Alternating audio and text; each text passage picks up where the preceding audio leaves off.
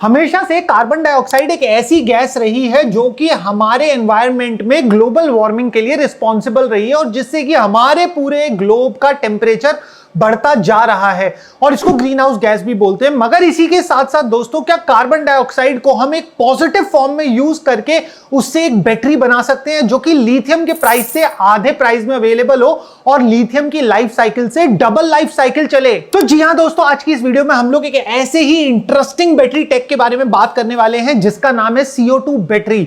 और ये बैटरी कैसे काम करती है, इसकी एप्लीकेशन कहां कहां पे हो सकती है और अभी तक क्या रिसर्च है, क्या फिगर्स हैं इस बैटरी के बारे में, सब चीजों पे डिटेल में डिस्कस करेंगे। मगर उससे पहले दोस्तों, अगर आपने अभी तक हमारे सुपर इंटरेस्टिंग चैनल को सब्सक्राइब नहीं किया है तो अभी के अभी करो, फिर हम शुरू करते हैं आज की ये सुपर इंटरेस्टिंग वीडियो।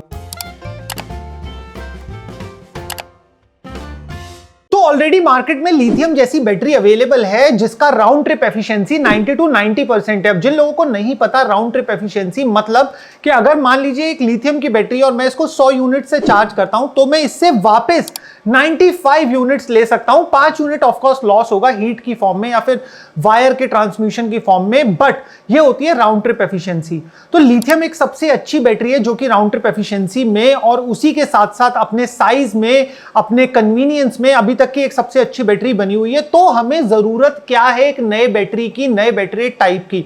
तो दोस्तों, जो ये CO2 बैटरी है, हम इस तरीके की बैटरी की बात कर रहे हैं ग्रिड लेवल स्टोरेज पे, जहां पे हमें मेगावाट्स में स्टोरेज को स्टैब्लिश करना है। और मेगावाट में अगर हम लिथियम का इस्तेमाल करके स्टोरेज स्टैब्लिश करते हैं तो उसमें हमारा एनवायरनमेंट बहुत ज्यादा पॉल्यूट होता है। इसका एक छोटा सा एग्जांपल आप लोगों को बताता हूं। जैसे अगर 1 टन लिथियम की माइनिंग होती है तो उसके अंदर 5 लाख गैलन फ्रेश वाटर को वेस्ट करना होता है और 1 टन लिथियम में ना हमारी पूरे ग्लोब के 1% मोबाइल फोन भी नहीं बन सकते।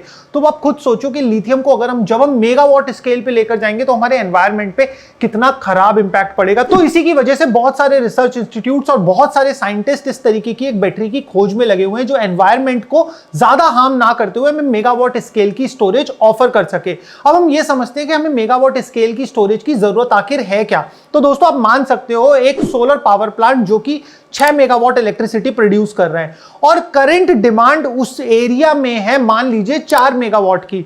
तो होता क्या है कि उस सोलर पावर प्लांट को या फिर विंड मिल को, जो कि विंड पावर प्लांट है, उसको हमारे को उसकी एनर्जी को डाउन शिफ्ट करना पड़ता है जिसको हम कहते हैं एनर्जी कर्टेलमेंट। और ये बहुत एक कॉमन चीज है और ये हो रही है हमारे एनवायरनमेंट में, हमारे देश में भी हो रही है। जैसे फॉर एग्जांपल अगर आप जैसलमेर कभी विजिट करो और वहां पे सुजुलॉन का एक बहुत बड़ा विंड फार्म है, हवा चल भी रही होगी तब भी आपको बहुत सारी विंड टर्बाइंस बंद नजर आएंगी क्योंकि उस पावर की उस समय पे डिमांड ही नहीं है। और इसके बाद में जब डिमांड उठती है तो फिर से हमें अपना कार्बन एमिशन वाले रिसोर्सेज की तरफ ही शिफ्ट होना पड़ता है, चाहे तो वो कोल पावर हो या फिर किसी और फॉर्म में पावर हमें मिल रही हो। तो एक्चुअल में जो जीरो कार्बन फुटप्रिंट की बात चल रही है वो हम बिना एक बैटरी स्टोरेज के, मेगावाट स्केल के बैटरी स्टोरेज के स्टैब्लिश कर ही नहीं सकते। तो इसीलिए इस मेगावाट स्केल बैटरी स्टोरेज बहुत जरूरी बन जाता है।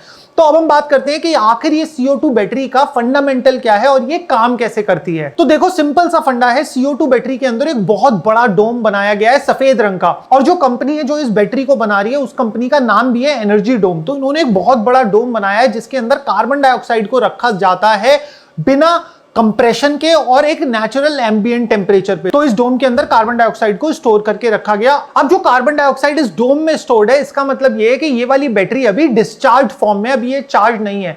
तो जैसे ही आपका सोलर या फिर विंड से इलेक्ट्रिसिटी प्रोड्यूस होती है एक्सेस, और आप उस इलेक्ट्रिसिटी को इस बैटरी की तरफ डायरेक्ट कर दोगे, तो जो CO2 इस डोम में स्टोर्ड है वो प्रेशर पाइप्स के थ्रू होते हुए, कंप्रेसर के थ्रू होते हुए, वो कंप्रेसर इस CO2 को कंप्रेस कर देगा और इसे लिक्विड कार्बन डाइऑक्साइड में बदल देगा। और ये लिक्विड CO2 एक सिलेंडर्स में स्टोर हो जाएगी। और जब ये कंप्रेशन टेक प्लेस होता है, मतलब कि गैस से इसको लिक्विड फॉर्म में कंप्रेस करा जाता है, तो हीट भी जनरेट होती है।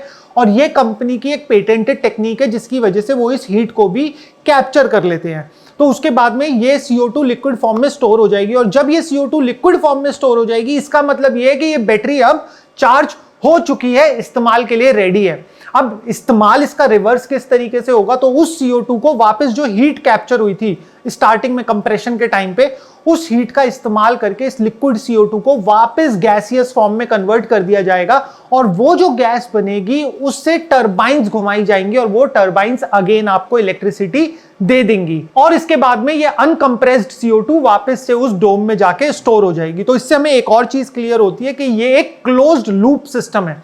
क्लोज्ड लूप का मतलब कि CO2 इस पूरे सिस्टम से कहीं भी एस्केप आउट नहीं करेगा और वो इस पर्टिकुलर क्लोज्ड लूप सिस्टम के अंदर ही CO2 रहेगा और इनके फाउंडर के हिसाब से इसके अंदर जो CO2 को रिप्लेस भी करना होगा वो 30 साल बाद करना होगा। 30 साल तक वही सेम CO2 इस्तेमाल में आ सकती है। तो आप इसको अपने एक स्प्लिट एसी के प्रिंसिपल से भी समझ सकते हो, जिसके अंदर जब आप अपनी एसी में गैस भरवाते हो तो वो भी एक क्लोज्ड लूप सिस्टम में ही काम करता है। और इसी के साथ साथ कंपनी ने एक बहुत इंटरेस्टिंग फैक्ट दिया है कि इस वाली बैटरी की राउंड ट्रिप एफिशिएंसी के बारे में, जो कि है 70 to 80%, जहां लिथियम की ऑफकोर्स 90 to 95 है, बट ग्रिड स्केल ऑपरेशन पे, मेगावाट ऑपरेशन पे अगर ये बैटरी 70 से 80% भी राउंड ट्रिप एफिशिएंसी दे रही है, ये भी बहुत अच्छी बात है। मगर इसी के साथ साथ ये लिथियम से 50% चीपर भी है कॉस्ट में। और यही नहीं, कंपनी ने इसमें अपना पहला एक टेस्ट प्रोजेक्ट लगाया था 4 मेगावाट का, उसके बाद में इन्हें $11 मिलियन तक की फंडिंग मिली है और अभी अपना एक मैसिव 200 मेगावाट का प्रोजेक्ट भी लाने वाले हैं। तो अगर हर तरीके से देखा जाए तो ये वाली बैटरी कीमत में भी कम है और इसी के साथ साथ ये वाली बैटरी का जो लाइफ साइकिल है वो है 30 साल बाद। 30 साल तक ये वाली बैटरी चलेगी। 30 साल बाद या तो इसमें CO2 थोड़ा टॉपअप होगा या फिर एक रेगुलर मेंटेनेंस चेक होगा और उसके बाद में ये वाली बैटरी फिर से अप एंड रनिंग हो जाएगी। तो इस वाली बैटरी का लाइफ साइकिल भी अच्छा है और उसी के साथ साथ ये वाली बैटरी एनवायरमेंट पर कोई भी नेगेटिव इंपैक्ट नहीं छोड़ रही, जैसा कि लिथियम के केस में हमने देखा। क्योंकि अगर आप ये वाली बैटरी बनाना चाहते हो तो इस वाली बैटरी के केवल 3 मेजर कंपोनेंट है। पहला है स्टील, दूसरा है वाटर और तीसरा है कार्बन डाइऑक्साइड, और तीनों ही नेचर में इजीली अवेलेबल है। मगर इसी के साथ साथ इस वाली बैटरी का एक नेगेटिव पॉइंट जो निकल के आता है वो आता है इस वाली बैटरी को एस्टैब्लिश करने के लिए स्पेस। तो आपका जितना पूरा प्रोजेक्ट का लैंड होगा उसका 7 to 8% लैंड इनके फाउंडर के हिसाब से इस बैटरी को एस्टैब्लिश करने के लिए चाहिए होगा, क्योंकि जो इसका जो डोम है वो बहुत ही मैसिव साइज का होने वाला है। मगर दोस्तों ये तो है CO2 बैटरी जो कि कार्बन डाइऑक्साइड से चलने वाली है और ये बहुत अच्छी राउंड ट्रिप एफिशिएंसी भी ऑफर कर रही है। बट एक और ग्रेफाइट थर्मल बैटरी है जो भी हमने अपनी लास्ट वीडियो में कंपेयर करी थी, जिसके अंदर एनर्जी को स्टोर करा जा रहा है ग्रेफाइट के बड़े बड़े ब्लॉक्स में और उसी के साथ साथ हीट से डायरेक्टली, बिना हीट से कोई स्टीम टरबाइन चलाए, हीट से डायरेक्टली इलेक्ट्रिसिटी निकाल ली जा रही है। और ये भी एक बहुत ही इंटरेस्टिंग बैटरी है। अगर आपने अभी तक हमारी वो वाली वीडियो नहीं देखी है, आप इस वीडियो के बाद में उस वीडियो को भी प्ले करके देख सकते हो। और अगर आपको हमारा कंटेंट पसंद आ रहा हो तो हमें बताओ लाइक शेयर सब्सक्राइब करके।